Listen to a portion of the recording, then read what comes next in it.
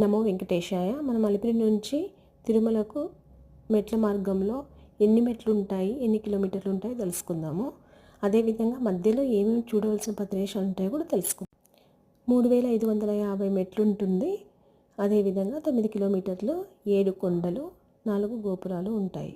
మొదటిగా వెళ్ళే వాళ్ళు టెంకాయ కొట్టుకొని కర్పూరం వెలిగించుకొని పసుపు కుంకుమ వేసి అక్కడ పూజ చేసుకొని వెళ్తారు.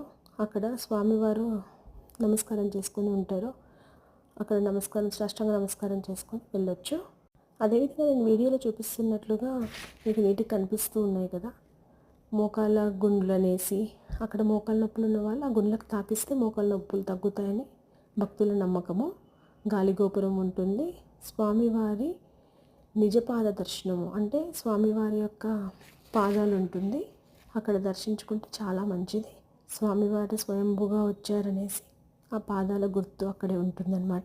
వాటిని శ్రీవారి పాదాలు అంటారు.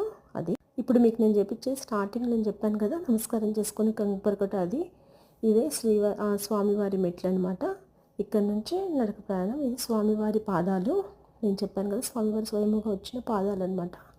ఇది మోకాళ్ళ గుండ్లు, వీటికి మోకాలు తగిలిస్తారు. ఇది గాలి గోపురము.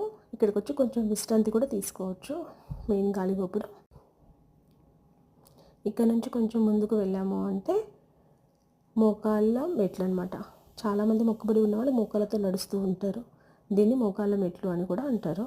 లేదు అన్నవాళ్ళు 11 మెట్లైనా ఎక్కొచ్చు. ఇది ఆంజనేయ స్వామి ఫైనల్గా. ఇక్కడికి వచ్చామంటే కొంచెం రీచ్ అయిపోయినట్టే అనమాట. Thank you so much.